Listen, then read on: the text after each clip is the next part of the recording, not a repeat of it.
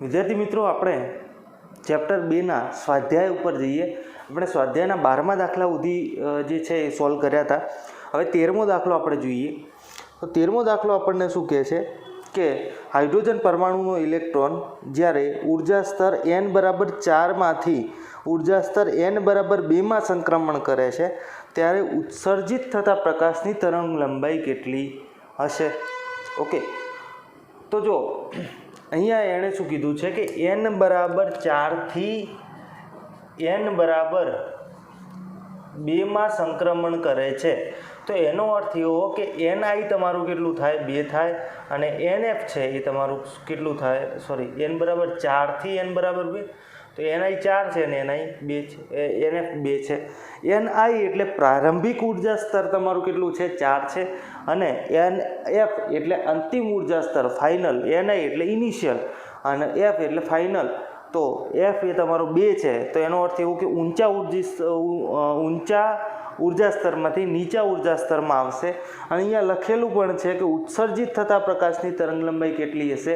Okay, કે ઊંચાથી નીચાના અંદર આવે છે તો એનો અર્થ એવો કે એ ઉત્સર્જિત કરશે પ્રકાશને. પણ આપણને ડાયરેક્ટ તરંગ લંબાઈ નહીં મળે. આપણને શું મળશે? અહીંયા આપણા જોડે એક સૂત્ર છે, E = 2.18 × 10 - 18 1/ni² - 1/nf². ઓકે, આ સૂત્ર છે આપણા જોડે. તો હવે જો સૂત્રો બધા તમે લખી કાઢજો એક વખતના અને પછી દાખલાઓ ગણવાનું ચાલુ કરજો. હવે આપણા જોડે ખબર છે કે ni આપણને ખબર છે, nf પણ ખબર છે. આ જૂલમાં આવશે. 1/ni એટલે 4 નો વર્ગ - 1/2 નો વર્ગ. ઓકે, 2.18 × 10 - 18 આ 16 - 1/4. ઓકે, 2.18 × 10 - 18 અહીંયા 16 લસા લઈ લો. ઉપર કેટલા આવશે? તો 4 - 1 આવે. ઓકે, 1 - 4 આવશે. 1 - 4 આવે. ઓકે, અહીંયા 16થી ગુણાય ઉપર એટલે 1 રહે.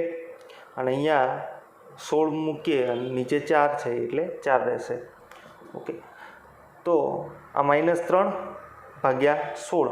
ઓકે, એટલે 2.18 × 3/16 એટલે 0.408. પણ આગળ માઇનસ આવશે 0. કેમ કે અહીંયા -3 છે. 408 × 10 - 18 તો -4.08 × 10⁻⁻. કેટલા થશે? આ બાજુ જમણી બાજુ જાય છે એટલે ઘાતમાં શું થશે? ઘટાડો થશે એટલે -19 જૂલ થાય. ઓકે, તો આપણો આ શું આવ્યો? એક જવાબ આવ્યો, એનર્જી મળી આપણને. ઓકે,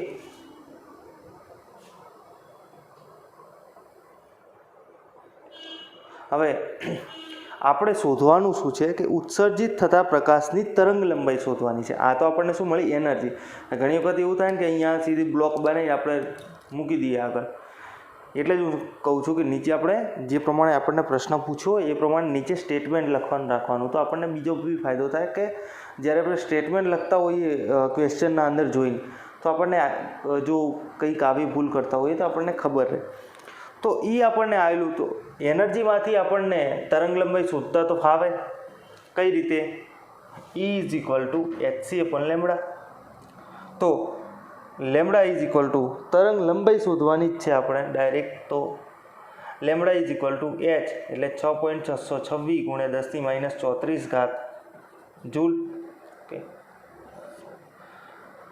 નીચે E 4.08 × 10 - 19. હવે જો અહીંયા માઇનસ જે ચિહ્ન છે એ શું દર્શાવે? કે ઉર્જા મુક્ત થઈ એ દર્શાવે છે. તો આ જે માઇનસ ચિહ્નનો ઉપયોગ આપણે અહીંયા કરવાનો નથી. કેમ કે આ ખાલી એ પ્લસ હોય તો એનો અર્થ એવો કે ઉર્જાનું શોષણ થયું. ઋણ હોય તો એનો અર્થ એવો કે ઉર્જાનું ઉત્સર્જન થયું. અહીંયા આપણે માઇનસ કે પ્લસ આપણે દર્શાવતા નથી. આપણે સીધી મોડ ઈની વેલ્યુ લેવાની અહીંયા. ઓકે, આ રીતે. એટલે માઇનસ હોય તો પ્લસ થઈ જાય. આપણે પ્લસ માઇનસ અહીંયા ધ્યાનમાં લેવાનું નથી, અહીંયા તો જે વેલ્યુ હોય એ જ મૂકવાની હોય છે આપણે. સી 3.0 × 10⁸. ઓકે, તો 6.626 × 3/4.08 એટલે 4.87. 4. ઓકે, અને ગુણ્યા 10⁻⁴ કેટલી થાય તો -34 છે.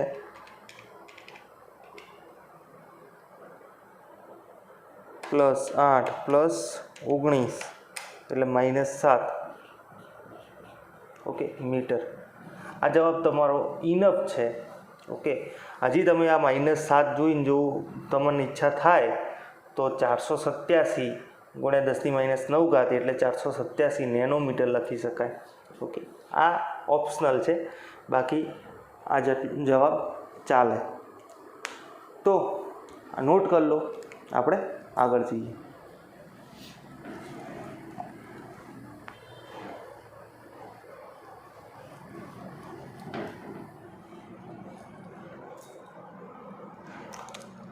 ચૌદ નંબરનો પ્રશ્ન.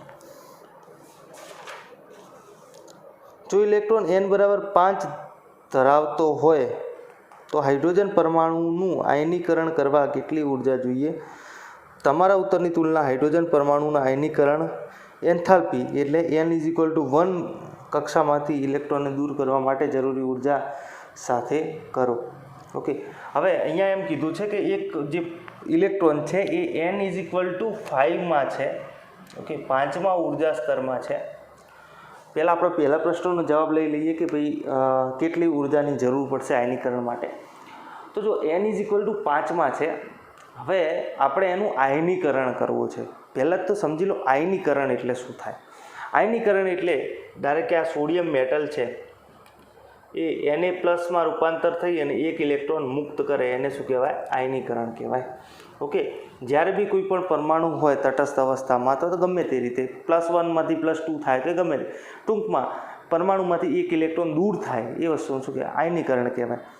હવે એક ઇલેક્ટ્રોન દૂર થાય એ ક્યારે થાય? એ પ્રશ્નનો જવાબ, આ પ્રશ્નના જવાબ આપવા માટે બહુ ઇમ્પોર્ટન્ટ છે કે કોઈ પણ ઇલેક્ટ્રોન દૂર થાય એનો અર્થ શું? તો કોઈ પણ ઇલેક્ટ્રોન દૂર થાય જે તે પરમાણુથી એનો અર્થ એવો થાય કે એ જે તે પરમાણુનું, ધારો કે હાઇડ્રોજનમાંથી કોઈ પણ પરમાણુ દૂર થાય, કોઈ પણ ઇલેક્ટ્રોન હાઇડ્રોજન પરમાણુમાંથી આ 5મા સ્તરમાં છે.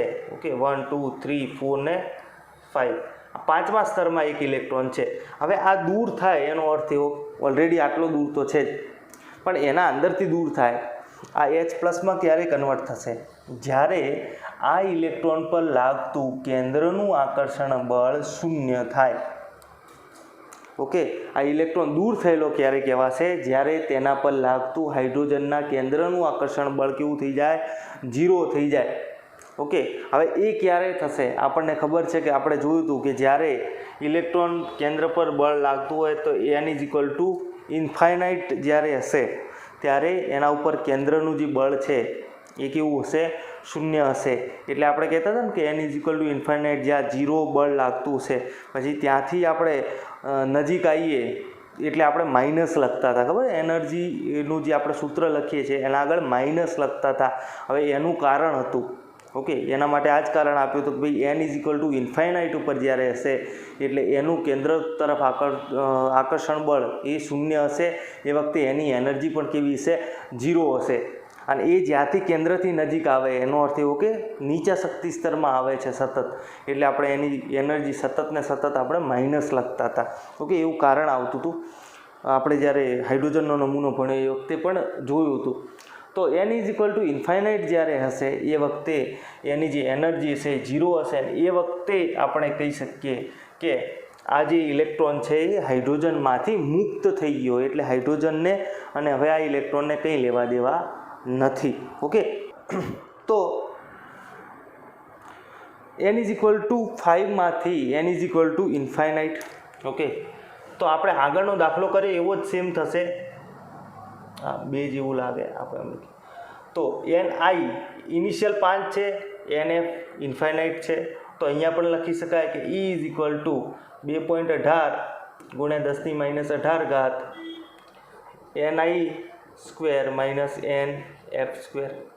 ઓકે, હવે જો આની અમુક જે બીજી રીત છે એ આ પણ છે કે E ઇઝ ઇક્વલ ટુ શું થાય -2.18 ગુણ્યા 10⁻18 અપોન એન સ્ક્વેર. ઓકે, અહીંયા હાઇડ્રોજન જેવી સ્પીસીસ માટે ઝેડ સ્ક્વેર આવતું હતું. ઓકે, આ સૂત્રો તમે પહેલાં એક વખત જોઈ લેજો, એના પછી જ દાખલા કરવા બેસજો એટલે તમને શું આઈડિયા આવશે જલ્દી. બધું રિવાઇઝ એક વખત કરી લેજો, એના પછી જ દાખલા કરવાનું. આ જોજો. તો જો અહીંયા ઝેડ સ્ક્વેર આપણે હાઇડ્રોજન માટે 1 આવે આમ બી. ઓકે, ઝેડ સ્ક્વેરવાળું સૂત્ર વાપરો તોય ચાલે, આ વાપરો તોય ચાલે. ઓકે, તો આ શું થાય, ઈ એનની ઉર્જા થાય, ઈ એન શક્તિ સ્તરની ઉર્જા થાય. ઓકે, તો આપણે અહીંયા ડેલ્ટા ઈ પણ લઈ શકીએ. હવે જો અહીંયા આપણે કરવાનું શું છે, 5મા શક્તિ સ્તરથી ઇન્ફાઇનાઇટ શક્તિ સ્તર સુધી લઈ જવાનું છે. એટલે આપણે શું કરવું પડશે, એને ઉર્જા આપવી પડશે, સીધી વાત છે. ઓકે, અને એને ઉર્જા આપવા માટે આપણે કેટલી ઉર્જા આપવી પડે, તો કે ભાઈ એને જેટલી ઉર્જાની જરૂર હોય કે ભાઈ 5મા પહેલાંથી બીજામાં જવા માટે અહીંયા કંઈક ઉર્જા હશે. ઓકે, પહેલાંથી બીજામાં કંઈક ઉર્જા હોય, બીજાથી ત્રીજામાં, પહેલાંથી 5મામાં જવું હોય તો પણ ઉર્જા હોય. આ સૂત્ર ઉપરથી મળે. કાં તો પછી ડેલ્ટા ઈ એફ કરો અને એ ઈ એફ માઇનસ ઈ આઈ કરો તો પણ તમને મળી જાય. એના બેના ડિફરન્સ જેટલી ઉર્જા આપવી પડે. ઓકે, તો એના બેના ડિફરન્સ જો ઈ એફ તો તમારું સીધું 0 થઈ જાય. ઓકે, ઈ એફ તો તમારો આમ બી 0 થઈ જાય, કેમ કે કોઈ પણ વસ્તુના નીચે ઇન્ફાઇનાઇટ કરો 1/∞ is equal to 0. Okay, not exact 0, it is almost 0. Okay, પણ આપણે એમ 0 જ ગણીએ છીએ, એક્ઝેક્ટલી 0 તો ના જ હોય. આનો અર્થ એવો કે 0 પછી પોઈન્ટ ઇન્ફાઇનાઇટ ટાઈમ્સ 0 અને પછી 1, આનો અર્થ એવો થાય, એટલે 0 જ કહેવાય. તો અને આઈ જે છે એનું -2.18 ગુણ્યા 10⁻18. ઓકે, અપોન એન સ્ક્વેર તમે કરશો એટલે આવી જશે. તો ગમે તે સૂત્ર આપણે વાપરી શકીએ અહીંયા. ઓકે, આ સૂત્ર પણ ઇમ્પોર્ટન્ટ છે, યાદ રાખવું જરૂરી છે. કોઈ પણ એક શક્તિ સ્તરની જ્યારે ઉર્જા પૂછી હોય એટલે આ ઉર્જા આપણે ગણવાની થાય.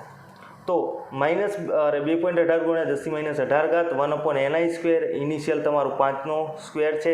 ઓકે, 1/∞ સ્ક્વેર એટલે આ 0 થઈ જશે. તો 2.18 ગુણ્યા 10⁻18 ભાગ્યા અહીંયા 25 - 0. ઓકે, તો 2.18 - 25 કરવાનું થાય, અરે ભાગ્યા 25 એટલે 0.0872 ઇન્ટુ 10⁻18. ઓકે, જૂલ આવશે પાછળ.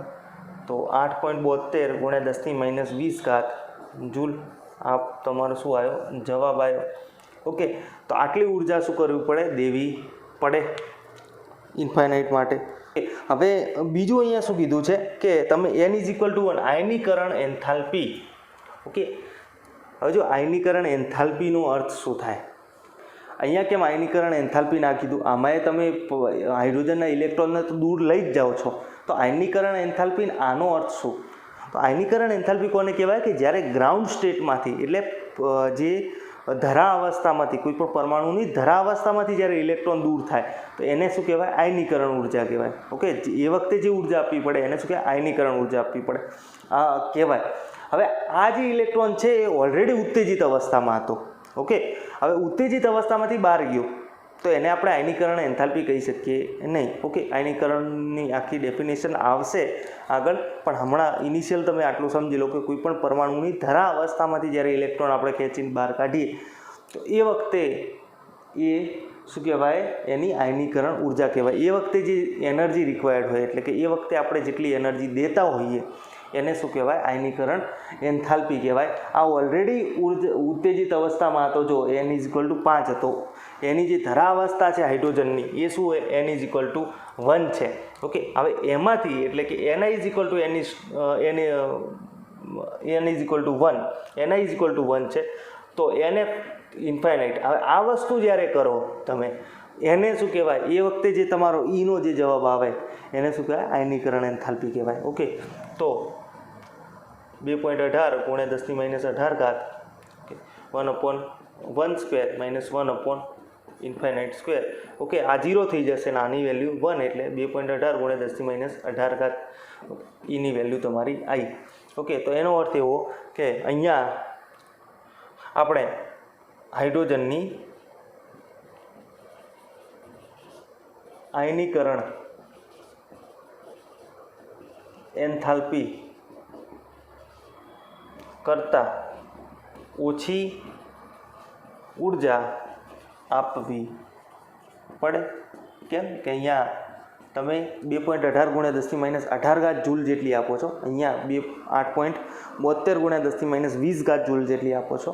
ઓકે, તો એ પ્રમાણે તમારે ઉર્જા આપવી પડશે. તો આટલું જ હતું. આમાં 2 પ્રશ્નો પૂછ્યા હતા, એના જવાબ આવી ગયા. હવે અહીંયા શું કહે છે કે n = 6 માંથી ધરા અવસ્થામાં ઇલેક્ટ્રોન દાખલ થાય ત્યારે ઉત્તેજિત રેખાઓની મહત્તમ સંખ્યા ગણો. ઓકે, હવે જો આના માટે એક સિમ્પલ છે કે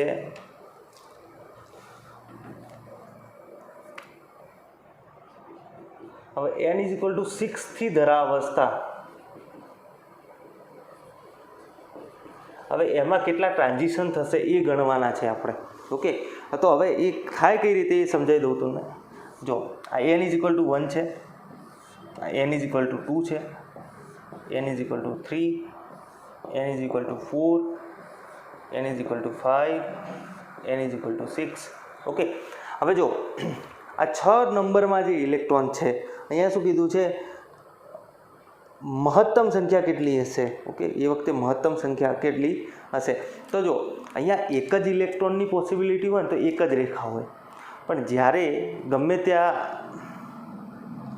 ઉત્તેજન જ્યારે થતું હોય, જ્યારે આવું ટ્રાન્ઝિશન થતું હોય ત્યારે મલ્ટિપલ પરમાણુ હાજર હોય, એટલે એક કરતાં વધારે હાઇડ્રોજન હાજર હશે. કંઈ આપણને એક પરમાણુ એક હાઇડ્રોજન ને પકડીને આપણે કંઈ આ ચેક કરવાના નથી. ઓકે, એ વખતે એટલીસ્ટ 1 મોલ હાઇડ્રોજન હોય તો 6.022 × 10⁻23 જેટલા પરમાણુ હશે.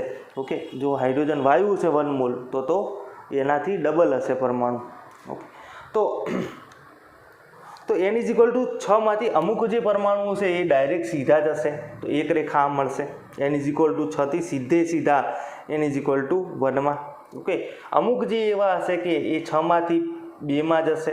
ઓકે, અમુક 6 માંથી 3માં જશે, અમુક 6 માંથી 4માં જશે, અને અમુક 6 માંથી 5માં જશે.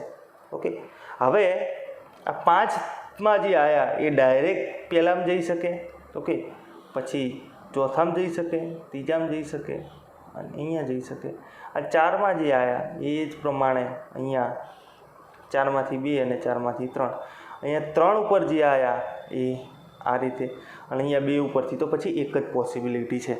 તો એનો અર્થ એવો કે અહીંયા 1 2 3 4 5, તો 5 + 4 + 3 + 2 + 1. ઓકે, એટલે 5 ને 4 9, 9 ને 5 14 ને 1 15, તો 15 પોસિબિલિટીઝ થાય.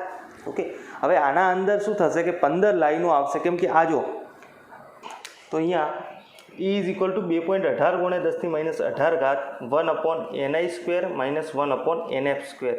ઓકે, એટલે આપણે શું કરશું, જો 6 થી 1માં પહેલું એક ટ્રાન્ઝેક્શન એટલે ni = 6 to 1. ઓકે, પછી એ રીતે 6 to 2, 6 to 3, 6 to 4, 6 to 5. Okay, આ રીતે.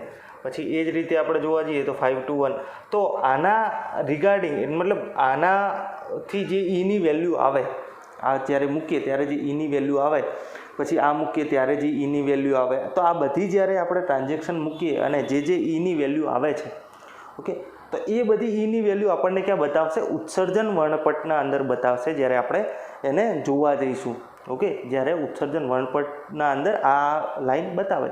ઓકે, હવે આમાંથી જો એવું હોય કે 6 થી 1 નંબરના જે ટ્રાન્ઝિશન છે એ વધારે થતા હશે, તો શું થશે કે આ જે તરંગ લંબાઈ હશે, આ જે 6 થી 1 નંબર જ્યારે આપણે મૂકીએ અને જે આપણને ઉર્જા મળે અને એને અનુરૂપ જે તરંગ લંબાઈ હશે, એ તરંગ લંબાઈ જે છે એ આપણને થોડી વધારે પ્રકાશિત દેખાશે, એટલે વધારે એકદમ તેજસ્વી દેખાશે થોડી. ઓકે, કેમ કે એવો જો વધારે ટ્રાન્ઝિશન હશે તો એટલું તેજસ્વી હશે. જેના ટ્રાન્ઝિશન ઓછા થતા હશે, ફોર એક્ઝામ્પલ આ 3 થી 1 નંબરના ટ્રાન્ઝિશન છે એ કદાચ ઓછા થાય છે. ઓકે, તો એનો અર્થ એવો કે એ જે તરંગ લંબાઈ હશે એટલે કે એ 3 થી 1 નંબર જ્યારે અહીંયા મૂકીએ અને જે આપણને એનર્જી મળે અને એને અનુરૂપ જે તરંગ લંબાઈ છે એ આપણને આછી દેખાશે. ઓકે, તો આ રીતની વાત થાય. તો જ્યારે બી તમને આવું પૂછે અહીંયા તો આ રીતે તમે ગણી શકો. ફોર એક્ઝામ્પલ તમને એમ કે 7 થી તે 3 નંબર, 7 થી 3માં કેટલું થાય તો એ આપણે ગણી શકીએ. કયું કે ચલો 2 3 4 5 6 અને 7 એટલે 1 2 3 4 5 6 7. ઓકે, તો જો આપણે 7 થી 3 આવવાનું છે તો એક તો આવ્યું 7 થી 3, પછી 7 થી 4, 7 થી 5, 7 થી 6. ઓકે, એટલે 1 2 3 4, પછી 6 થી 3, 6 થી 4, 6 થી 5. ઓકે, એટલે આ રીતે જ ચાલશે. 4 + 3 + 2 + 1 એટલે 4 ને 3 7, 7 ને 3 10. એ વખતે તમારી કેટલી થાય? 10 થાય. તમને ગમે તે રીતે પૂછે તો આપણે આ પ્રમાણે ગણી શકીએ. ઓકે, હવે આ જો જ્યારે 1 હશે ને તો એ વખતે n × n - 1/2. ઓકે, આવું બી છે એટલે 6 - 1 / 2 એટલે 5 × 15. ઓકે, તો આ સૂત્ર છે પણ આનો કોઈ ખાસ યુઝ નથી. એ ક્યારે થશે? જ્યારે n = 1 હશે ત્યારે થશે. ઓકે, એટલે એ યાદ રાખવાની જરૂર નથી. આપણે સીધું 2 મિનિટ થાય ખાલી ગણતા તમે ગણી શકો છો આરામથી.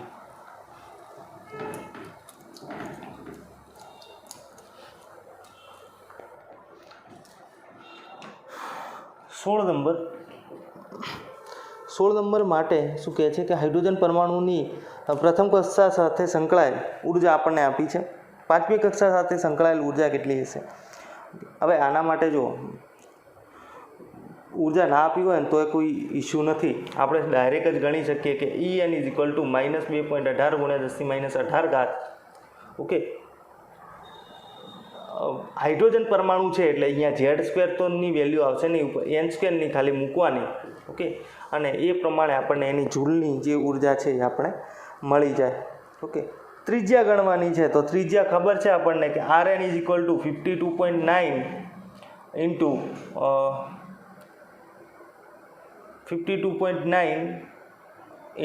n², એટલી પિકોમીટર આવે. આપણે મીટરમાં ફેરવીએ તો મીટરમાં ફેરવી શકીએ.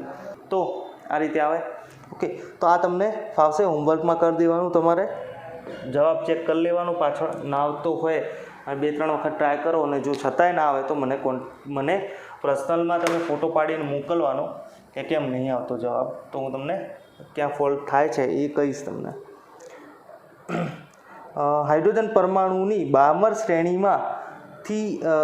શ્રેણીની સૌથી લાંબા સંક્રમણ માટેની તરંગ સંખ્યા ગણો.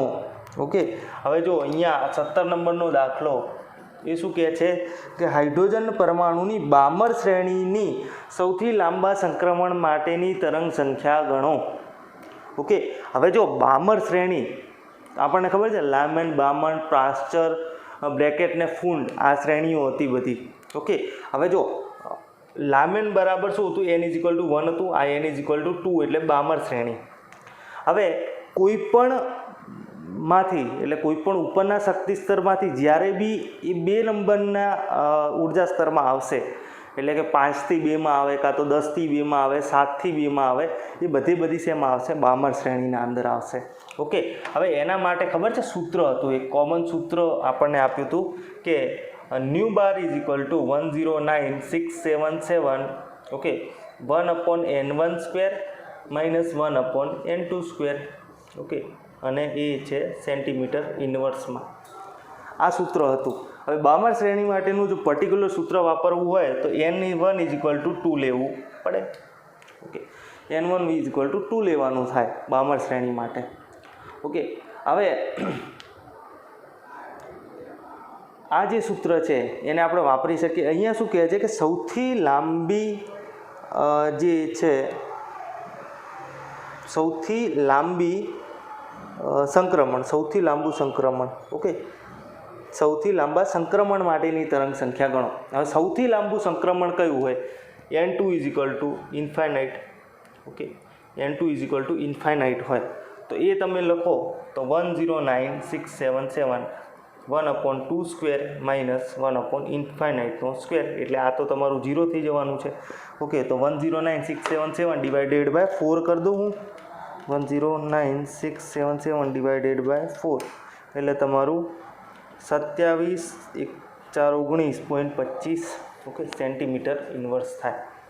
હવે જો એને મીટર ઇન્વર્સના અંદર ફેરવીએ, કેમ કે જે જવાબ આપણને આપેલો છે એ પાછળ મીટર ઇન્વર્સના અંદર આપેલો છે. જો 17 માટે આપેલો છે 1.523 × 10⁶ મીટર ઇન્વર્સ. 1.523 × 10⁶ મીટર ઇન્વર્સમાં આપેલો છે. હવે જો 1 મીટર ઇઝ ઇક્વલ ટુ 10⁻², અથવા તો આપણે એમ લખી શકીએ કે 10⁻² બરાબર શું લખતા હતા આપણે? સેન્ટી. બંને બાજુ મીટર લગાવીએ. 10⁻² મીટર બરાબર સેન્ટીમીટર. ઇન્વર્સ કરવું પડશે કેમ કે આપણે ઇન્વર્સમાં જોઈએ છે. તો 10⁻² મીટર ઇન્વર્સ બરાબર સેન્ટીમીટર ઇન્વર્સ. તો એનો અર્થ એવો કે આપણે 1 સેન્ટીમીટર ઇન્વર્સ બરાબર 10⁻² મીટર ઇન્વર્સ લખી દઈએ. તો 27,419.25 × 10⁻² મીટર ઇન્વર્સ.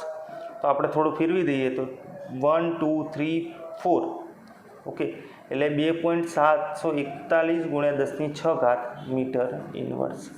ઓકે, આ હવે જવાબ મેચ થતો નથી. ઓકે, હવે એનું કારણ કહું હું તમને. એકચ્યુઅલી આ છે ને એ ટ્રાન્સલેશન એરર છે.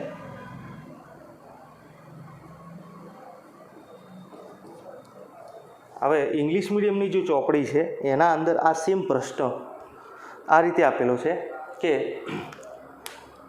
પરમાણુ હાઇડ્રોજનની બામર શ્રેણીમાં સૌથી લાંબી તરંગ લંબાઈ માટેનું સંક્રમણની તરંગ સંખ્યા કેટલી હશે? ઓકે, સૌથી લાંબા તરંગ લંબાઈવાળા સંક્રમણની તરંગ સંખ્યા કેટલી હશે? ઓકે, હવે જે પ્રમાણે પ્રશ્ન પૂછ્યો છે એ પ્રમાણે આ, કેમ કે સૌથી લાંબુ સંક્રમણ શું થાય?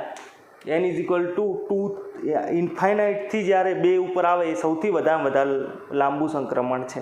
એનાથી લાંબુ તો થવા જ નથી કેમ કે બામર શ્રેણી છે એટલે n = 2માં આવવાનો છે. ઓકે, હવે આ શું કહે છે કે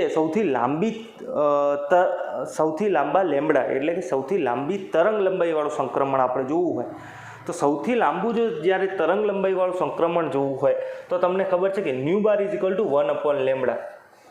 તો એનો અર્થ એવો થાય કે ν = 1/λ.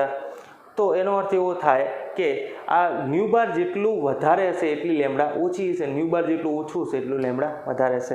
ઓકે, તો ν બારની ઓછામાં ઓછી વેલ્યુ આપણે જો કાઢવી હોય તો આપણે કઈ રીતે કાઢી શકીએ કે જો ν = 109,677 ઓકે મીટર ઇન્વર્સમાં આપણે ફેરવી જ દઈએ આને. તો મીટર ઇન્વર્સમાં ફેરવવું હોય તો 109,677 ઓકે 10⁻² મીટર ઇન્વર્સ થાય.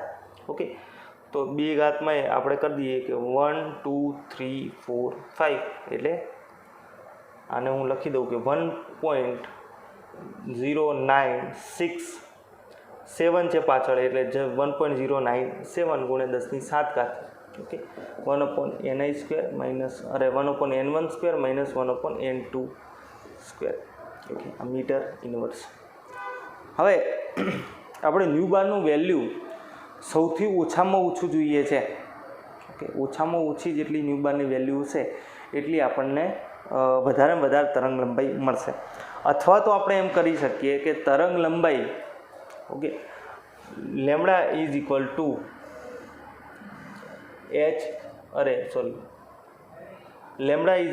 c/ν આવું થાય.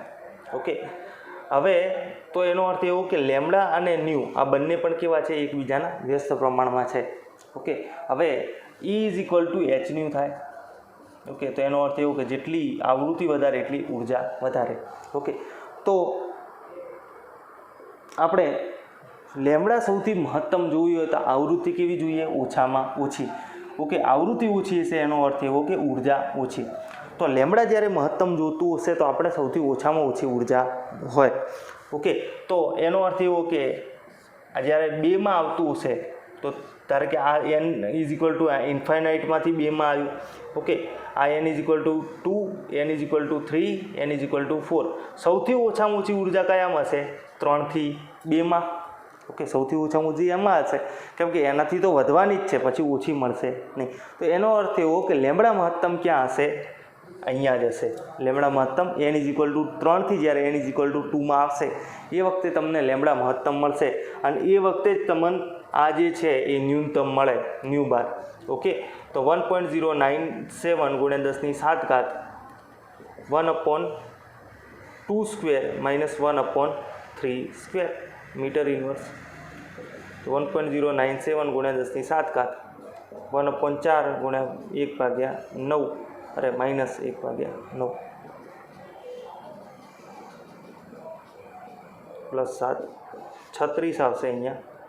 ઓકે, આ 9 માઇનસ 4, તો 9 માઇનસ 4 એટલે 5 ગુણ્યા 1.097 એટલે 5.4 ભાગ્યા 36 એટલે 0. ઓકે, ગુણ્યા 10⁶. તો તમારો જવાબ આવી ગયો જો 1.23 ગુણ્યા 10⁶ મીટર ઇન્વર્સ. ઓકે, તો રકમમાં ઇસ્યુ છે. અહીંયા જ્યારે આ દાખલો તમે લખો એ વખતે તમારે લખવાનું કે સૌથી લાંબી તરંગ લંબાઈ વાળા સંક્રમણ માટેની તરંગ સંખ્યા. ઓકે, અને અહીંયા તો એઝ ઇટ ઇઝ જે હતું 17મા નંબરની જે રકમ હતી એ પ્રમાણે લખવાની છે. ઓકે, તો અહીંયા સૌથી ઓછામાં ઓછી તરંગ લંબાઈ આપણને સૌથી જો અહીંયા સૌથી નાનામાં નાની લેમડાની જો આપણે સૌથી નાનામાં નાની તરંગ સંખ્યાની વેલ્યુ પકડીએ તો સૌથી મોટામાં મોટી તરંગ લંબાઈ મળે. ઓકે, કેમ કે બંને એકબીજાના વ્યસ્ત પ્રમાણમાં છે, અને એ ક્યારે મળશે? જ્યારે 3 થી 2નું સંક્રમણ, જે સૌથી ઓછામાં ઓછું સંક્રમણ છે એ વખતે મળશે. ઓકે, તો એ વખતે આ મળ્યું. જો એ ના ખબર પડે તો આપણે આ રીતે પણ સમજી શકીએ કે lambda is equal two c/ν. તો લેમડા અને ફ્રીક્વન્સી એટલે કે લેમડા અને આવૃત્તિ બી કેવું છે? વ્યસ્ત પ્રમાણમાં છે. લેમડા જો મહત્તમ જોઈતો હશે તો આવૃત્તિ કેવી હોવી જોઈએ? ન્યૂનતમ હોવી જોઈએ, એકદમ ઓછામાં ઓછી આવૃત્તિ હોવી જોઈએ. હવે આવૃત્તિ ઇઝ પ્રોપોઝનલ ટુ ઈ. આવૃત્તિ જેટલી વધારે એટલું તમારી ઉર્જા વધારે. તો આવૃત્તિ ન્યૂનતમ હોવી જોઈએ, તો એનો અર્થ એવો કે ઉર્જા ન્યૂનતમ હોવી જોઈએ. તો એનો અર્થ એવો, અથવા તો આપણે એમ પણ લખી શકીએ, ડાયરેક્ટ કન્ફ્યુઝ ના થશો, કે E ઇઝ ઇક્વલ ટુ hc/લેમડા. આ H અને C બંને શું છે? બંને કોન્સ્ટન્ટ છે. ઓકે, તો E ચલે છે 1/લેમડા. ઓકે, તો બંને વ્યસ્ત પ્રમાણમાં જ છે. તો લેમડા મહત્તમ જોતું હશે તો ઉર્જા તમારી શું જોશે? ન્યૂનતમ જોશે. તો એ ક્યાં આવશે? એક જ ટ્રાન્ઝિશન, જ્યારે ઓછામાં ઓછું ટ્રાન્ઝિશન હશે એમાં તમારું લેમડા છે એ ન્યૂનતમ આવશે. તો ઓછામાં ઓછું ટ્રાન્ઝિશન બામર શ્રેણી માટે કયું છે? n ઇઝ ઇક્વલ ટુ 3 થી n ઇઝ ઇક્વલ ટુ 2માં આવે જ્યારે ઇલેક્ટ્રોન, એ સૌથી ઓછામાં ઓછું ન્યૂનતમ ટ્રાન્ઝિશન છે. એના સિવાય કોઈ ન્યૂનતમ ટ્રાન્ઝિશન નથી. જો બામર શ્રેણી કીધું એટલે આપણે n ઇઝ ઇક્વલ ટુ 2 લઈને ચાલીએ. જો લેમેન શ્રેણી કહેશે તો n ઇઝ ઇક્વલ ટુ 1 થશે. ઓકે, બામર પછી પાસ્ચન આવશે તો n is equal two 3. Okay, bracket હશે તો n ઇઝ ઇક્વલ ટુ 4, અને ફૂંડ હશે તો n is equal two 5. Okay, તો 18 નંબર શું કહે છે કે હાઇડ્રોજન પરમાણુની બોર કક્ષા 1માંથી બોર કક્ષા 5માં ઇલેક્ટ્રોન મોકલવા માટે કેટલા જૂલ ઉર્જાની જરૂર પડશે? અને ધરા અવસ્થામાં ઇલેક્ટ્રોન પાછો આવે ત્યારે ઉત્સર્જિત થનાર પ્રકાશની તરંગ લંબાઈ કેટલી હશે? ઓકે, હવે જો આના માટે સેમ એ જ સૂત્ર છે કે E ઇઝ ઇક્વલ ટુ 2.18 ગુણ્યા 10⁻18 1/ni² માઇનસ 1/nf². ઓકે, તો અહીંયાથી શું કહે છે કે n ઇઝ ઇક્વલ ટુ 1 થી n ઇઝ ઇક્વલ ટુ 5માં મોકલવાના છે. તો તમે એનઆઈ ઇઝ ઇક્વલ ટુ 1 ને એનએફ ઇઝ ઇક્વલ ટુ 5 શોધો તો તમને કંઈક એક્સ જૂલ જે ઉર્જા છે એ મળે. તો એનો અર્થ, અને એ કેવી આવશે? પ્લસમાં આવશે. ખાસ યાદ રાખજો, જો નેગેટિવ આવતી હશે તમારો જવાબ ખોટો. ઓકે, તો અહીંયા શું કહે છે, જો ઉત્સર્જન અરે નીચા શક્તિ સ્તરમાંથી ઊંચા શક્તિ સ્તરમાં જાય છે, એટલે એનો અર્થ એવો કે તમારી જે છે વેલ્યુ પ્લસમાં આવવી જોઈએ. ઓકે, જો 5 થી 1માં આવે તો માઇનસ આવે. ઓકે, તો એ પ્રમાણે હોય તો એટલી ઉર્જા તમારે એને આપવી પડશે. એ જૂલમાં જે જવાબ આવે એટલી ઉર્જા તમારે દેવી પડશે. હવે જ્યારે 5 થી 1માં આવશે તો એટલી ઉર્જાનું શું કરે? ઉત્સર્જન કરે. પણ એ વખતે આપણને જૂલમાં નથી પૂછ્યું, એ વખતે આપણને શેમાં પૂછ્યું છે કે પ્રકાશની તરંગ લંબાઈ શોધો. તો E is equal to hc upon lambda. તો એની વેલ્યુ ખબર છે, તો lambda is equal to hc upon E. Okay, તો આ સૂત્ર ઉપરથી તમે એને અનુરૂપ જે ઉર્જા અરે તરંગ લંબાઈ હશે એ પણ શોધી શકશો. બરાબર. ધરાવસ્થામાં ઇલેક્ટ્રોનની ઉર્જા જે છે એ આપણને આપી છે 2.18 × 10⁻11 અર્ગ. હવે જો આના માટે જો આ જે પ્રમાણે કર્યું છે ને એ પ્રમાણે જો કરવું હોય ને તો એના માટે શું થાય, તમારે પેલું ડેલ્ટાવાળું સૂત્ર વાપરવું પડે. ઓકે, કે E ઇઝ ઇક્વલ ટુ આ રીતે થાય જ દાખલો. ઓકે, કોઈ ઇસ્યુ નથી. અને જો પેલું વાપરવું હોય કે delta E is equal two EF minus EI, okay, આ વાપરવું હોય તો તમારે એની વેલ્યુ જે છે એ તમને E1ની જે વેલ્યુ છે એ આપી છે કે 2.18 × 10⁻11 માઇનસ 2.18 × 10⁻11 અર્ગ આપી છે. ઓકે, હવે 1 અર્ગ ઇઝ ઇક્વલ ટુ 10⁻7 જૂલ થાય. ઓકે, એટલે તમારી એ જ વેલ્યુ થાય 2.18 × 10⁻18 જૂલ. ઓકે, હવે શું કહે છે કે તમારે EI જો શોધવું હોય તો EF માઇનસ EI, તો EI માટે શું છે E5નું શોધવું પડે. તો EN ઇઝ ઇક્વલ ટુ આપણા જોડે સૂત્ર છે કે minus 2.18 × 10⁻18 Z² upon N². Okay, Z² આપણે હાઇડ્રોજનના કેસમાં લેતા નથી. ઓકે, તો આના ઉપરથી તમને એમાં મળી જાય. ઓકે, આ સૂત્ર જે તમને છે એ અર્ગમાં આપ્યું છે. ઓકે, તો એને કદાચ જૂલમાં કન્વર્ટ કરવું હોય તો જૂલમાં કન્વર્ટ કરી શકાય. ઓકે, તો આ માઇનસ 2.18 × 10⁻18 માઇનસ EF છે, તો એ વખતે જે વેલ્યુ આવે કે આપણે કરી જ લઈએ. અહીંયા એ કેટલી આવશે તો માઇનસ 2.18 ભાગ્યા 5² એટલે 25, એટલે 0.082 × 10⁻18. ઓકે, શેમાં આવશે? માઇનસમાં. એટલે 8.72 × 10⁻18. આ જ રાખો કેમ કે માઇનસ કરવાનું છે. આટલી ઉર્જા શેની આવે? 5મા સ્તરની. આટલી ઉર્જા શેની છે? પહેલા સ્તરની. ઓકે, તો EF છે minus 0.0872 × 10⁻18. Okay, minus minus plus 2.18 × 10⁻18 joule. Okay, તો 2.18 માઇનસ 0.0872. ઓકે, એટલે તમારી જે વેલ્યુ આવી એ કેટલી આવી? પ્લસમાં 2.0928 × 10⁻18. Okay, joule. અર્ગમાં લેવી હોય તો 2.09 × 10⁻11 અર્ગ.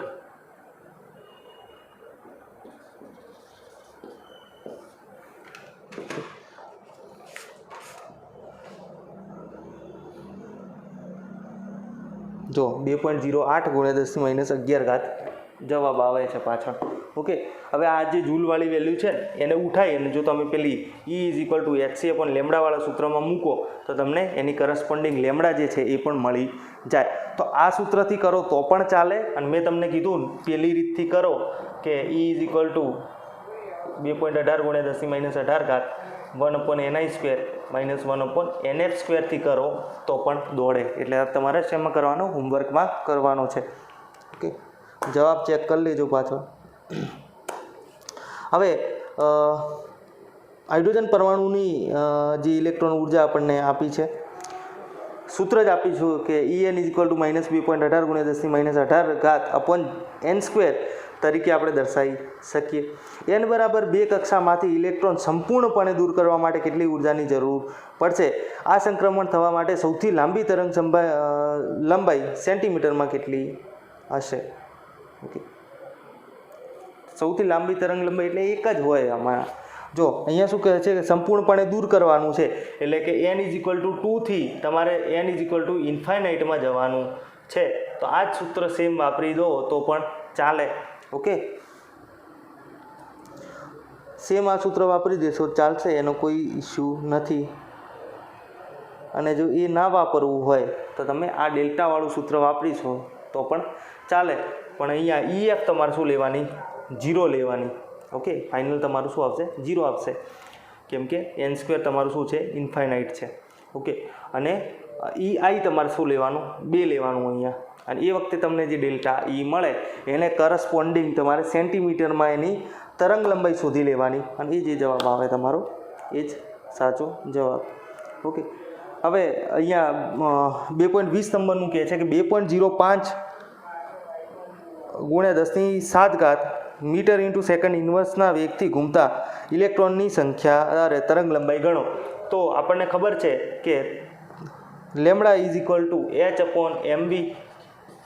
ઓકે, પેલા માટે ઓકે, λ = h/mv. તો hની કિંમત ખબર છે, માસ ઓફ ઇલેક્ટ્રોન 9.1 × 10⁻31 kg. ઓકે, અને v તમને આપેલું છે મીટર ઇન્ટુ સેકન્ડ ઇન્વર્સના અંદર. ઓકે, તો તમને આરામથી જવાબ મળી જાય. જો kg આ જે છે ને એના માટે kg × મીટર² × સેકન્ડ -2 છે. ઓકે, તો તમારે હંમેશા આ જે m છે માસ એ kgમાં જોશે, અને મીટર ઇન્ટુ સેકન્ડ ઇન્વર્સના અંદર શું જોશે? જે તમારી વેલોસિટી છે એ જોશે, એટલે કે ગતિ જે છે એ મીટર ઇન્ટુ સેકન્ડમાં. જો ના હોય તો કરી દેવાનું. આના પછીનો જે દાખલો છે એ પણ સેમ છે કે ઇલેક્ટ્રોનનું દળ આપેલું છે, ગતિજ ઉર્જા આપેલી છે આપણને, તો તરંગ લંબાઈ ગણો. જો ગતિજ ઉર્જા એટલે કે 12 mv² આપણને આપેલું છે, કેટલું? 3.0 × 10⁻25 જૂલ. ઓકે, તો પહેલાં તો તમારે એના ઉપરથી શું શોધી લેવાનું? v શોધી લેવાનું. ઓકે, હવે તમને એક વખત v મળી જાય પછી તો આ સૂત્રના અંદર મૂકી દો તો જવાબ આવી જાય. એટલે તમારે 2.21 નંબરનું જે છે, 2.22 નંબર પણ એ પણ સિમ્પલ જ છે. ઓકે, કે 2.22 નીચેનામાંથી સમ ઇલેક્ટ્રોનિક સ્પીસીસ, બધી ઇલેક્ટ્રોનના બધાના અંદર ઇલેક્ટ્રોનની સંખ્યા શોધી લેવાની, Na+, પછી K+, Mg+2, પછી Ca+2, S-2 અને આર્ગોન, બધાના અંદર ઇલેક્ટ્રોનની સંખ્યા શોધી લેવાની. જે સમ ઇલેક્ટ્રોનીય એટલે ઇલેક્ટ્રોનની સંખ્યા સરખી હોય. ઓકે, આરામથી તમે સોલ્વ કરી શકો છો. નીચેના આયનોના ઇલેક્ટ્રોનીય બંધારણ ગણો. પહેલાં નોર્મલ બંધારણ લખવાનું, એના પછી ઇલેક્ટ્રોન ઉમેરતો હોય અથવા તો દૂર થતો હોય તો એ પ્રમાણે બંધારણ લખી દેવાનું. ઓકે, જેમ કે આપણને H- આપેલું છે તો એનું નોર્મલ બંધારણ 1s1 છે, પણ H- એટલે એક વધારાનો ઇલેક્ટ્રોન છે, તો એ કેસમાં એનું બંધારણ 1s2 આવશે. ઓકે, Na+ છે તો Naનું નોર્મલ બંધારણ એનું કેવું છે કે હિલિયમ. ઓકે, નિયોન આવશે, નિયોન 3s1. ઓકે, અથવા તો એમ ના લખવું તો 1s2, 2s2, 2p6. ઓકે, અને 3s1. આ રીતનું છે. 11 નંબર જુઓ, ગણો. 6 2 2 4 ને 6 10 10 ને 1 11. હવે Na+ છે, એનો અર્થ એવું કે એક ઇલેક્ટ્રોન દૂર થાય છે. છેલ્લો ઇલેક્ટ્રોન શેમાં આવ્યો? એસમાં આવ્યો, તો એનું જે બંધારણ છે 1s2, 2s2, 2p6 થાય. ઓકે, તો એ રીતે તમે આને સોલ્વ કરી શકો છો. ઓકે, O-2 ના અંદર પણ એ જ છે, 2 ઇલેક્ટ્રોન એડ થાય છે તો એ પ્રમાણે એડ કરી દેવાના તમારે. F- માં પણ એ પ્રમાણે કરી દેવાના. ઓકે, બંનેના કેસમાં આ જ આવશે સેમ.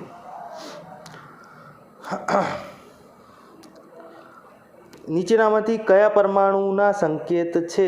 આ રચના કયા પરમાણુના સંકેત છે? ઓકે, તો આના અનુરૂપ જે જો પહેલાં તો હિલિયમ. ઓકે, હિલિયમ એટલે 2 નંબર, 1s2 છે હિલિયમ એટલે, અને પછી શું આપેલું છે? 2s1 આપેલું છે. ઓકે, તો 2 ને 1 3, તો 3 નંબરનું કયું તત્વ છે? તો લિથિયમ. ઓકે, તો એ પ્રમાણે ગણી લેવાના બધા. જીને માન્ય રાખે તે એનનું સૌથી ઓછું મૂલ્ય શું હશે?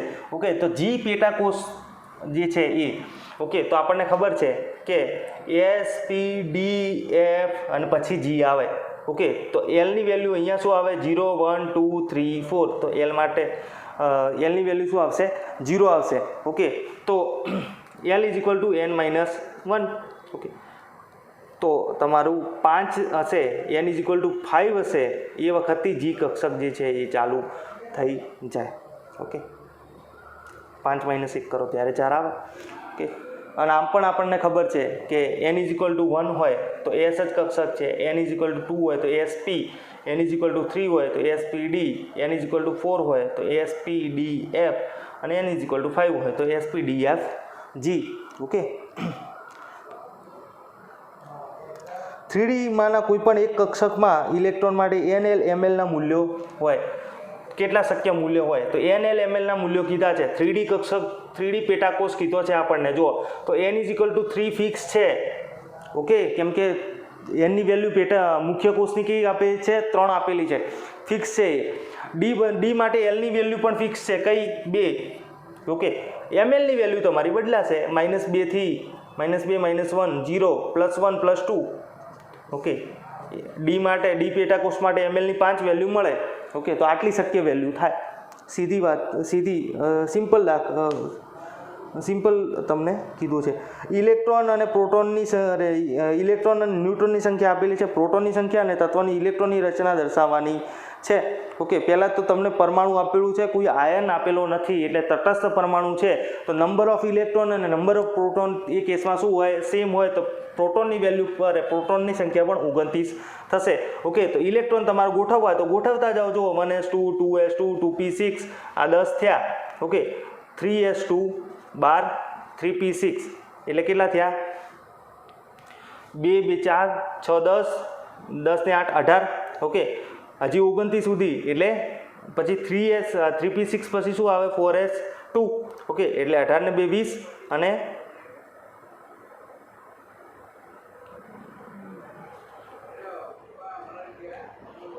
3D 4s પછી શું ભરાય? 3D 9.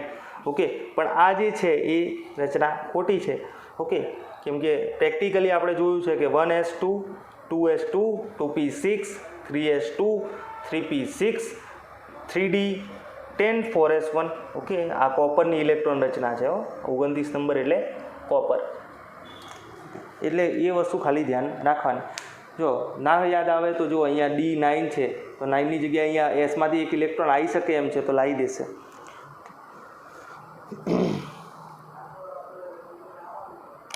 H2 પ્લસ H2O2 પ્લસમાં ઇલેક્ટ્રોનની સંખ્યા ગણો. ઓકે, તો એ પણ તમારે કરી લેવાનો છે. ઓકે, હવે કોઈ પણ એક પરમાણુ કક્ષક માટે n બરાબર 3 L ને MLના મૂલ્યો કેટલા હશે? n બરાબર 3 છે, L ને MLના મૂલ્યો કેટલા હશે? ઓકે, n બરાબર 3 માટે જો n બરાબર 3 હશે,